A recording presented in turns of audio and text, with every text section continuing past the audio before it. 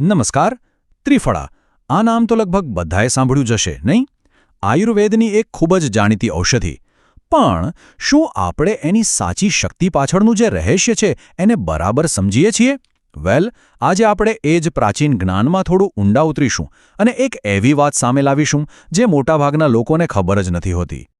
તો શરૂઆત જ એક સવાલથી કરીએ. બધા જાણે છે કે આ 3 ફળોનો એક ઉપચાર છે, પણ શું એનો ઉપયોગ ખરેખર એ રીતે થઈ રહ્યો છે જે રીતે શાસ્ત્રોમાં બતાવ્યો છે? ચાલો આજના વિશ્લેષણના અંત સુધીમાં આ સવાલનો જવાબ શોધી કાઢીએ. તો ત્રિફળા એટલે કે 3 ફળ. આ 3 જાદુઈ ફળો કયા છે અને એની પાછળનું પ્રાચીન જ્ઞાન શું કહે છે? ચાલો એને સમજીએ. આયુર્વેદ પ્રમાણે આ 3 ફળો ભેગા મળીને ત્રિફળા બને છે: હરડે, બહેડા અને આમળા. મોટાભાગના લોકો આટલું તો જાણે જ છે, પણ ખરી રમત તો એમના પ્રમાણમાં છુપાયેલી છે. અને અહીં જ સૌથી મોટી ગેરસમજ થાય છે. સામાન્ય રીતે એવું જ માનવામાં આવે છે કે 3 ફળો સરખે ભાગે, એટલે કે એકના પ્રમાણમાં લેવાના હોય છે. પણ સાચું કહું તો આ પદ્ધતિથી તેની પૂરી તાકાતનો લાભ મળતો જ નથી. તો ચાલો હવે એ રહસ્ય પરથી પડદો ઉઠાવીએ જે ત્રિફળાને ખરેખર ચમત્કારિક બનાવે છે. સાચો ગુણોત્તર 1:1:1 નથી. એ કંઈક બીજું જ છે જે કદાચ ઘણા લોકોએ પહેલીવાર સાંભળ્યું હશે. સૌથી રસપ્રદ વાત એ છે કે આ કોઈ નવી શોધ નથી હો. આ જ્ઞાન તો આપણા પ્રાચીન ગ્રંથોમાંથી જ આવે છે. એ બતાવે છે કે આપણું પરંપરાગત જ્ઞાન કેટલું ઊંડું અને સચોટ હતું. તો આ સાચો ગુણોત્તર છે 1:2:3. એટલે કે 1 ભાગ હરડે, 2 ભાગ બહેડા અને 3 ભાગ આમળા. ચાલો એકદમ સહેલી રીતે સમજીએ. માની લો કે 100 ગ્રામ હરડે લીધી તો એની સામે 200 ગ્રામ બહેડા અને 300 ગ્રામ આમળા લેવાના. બસ આટલું સિમ્પલ. અને આ જ પ્રમાણ છે જે ત્રિફળાની જે ખરી તાકાત છે ને એને બહાર લાવે છે. પણ વાર્તા હજી અહીં પૂરી નથી થતી. જો એવું લાગતું હોય કે માત્ર ગુણોત્તર જ રહસ્ય હતું તો જરા થોભો. હજી એક મોટો વળાંક બાકી છે. ખબર છે? એ જ ત્રિફળા ચૂર્ણ દિવસ અને રાત્રે લેવાથી 2 તદ્દન અલગ અને વિપરીત કામ કરે છે.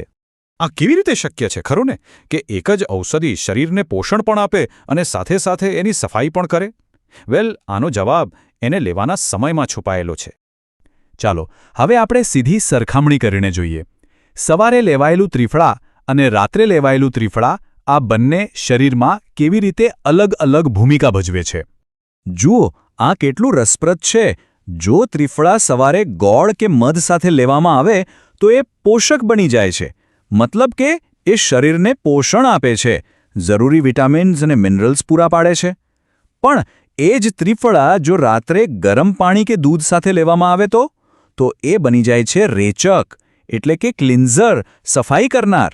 એ આંતરડાને સાફ કરે છે અને ખાસ કરીને કબજિયાત જેવી તકલીફોમાં તો જબરદસ્ત રાહત આપે છે. સારું, તો હવે આપણે શું અને કેવી રીતે એ તો સમજી ગયા. હવે સવાલ એ છે કે કોણે અને ક્યારે એનો ઉપયોગ કરવો જોઈએ જેથી સૌથી સારું પરિણામ મળે. તો સવારમાં ત્રિફળા કોણે લેવું જોઈએ?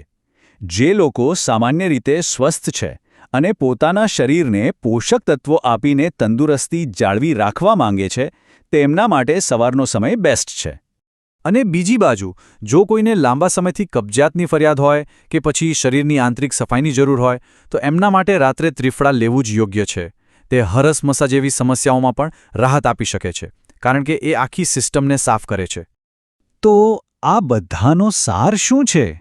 એ જ કે ત્રિફળા ચૂર્ણ એક જ છે, પણ એને લેવાનો સમય, બસ એ સમય જ એની આખી ભૂમિકા બદલી નાખે છે. એ એક જ ઔષધિ જાણકાર માટે પોષક અને જરૂરિયાતમંદ માટે શુદ્ધિકર્તા બંને બની શકે છે.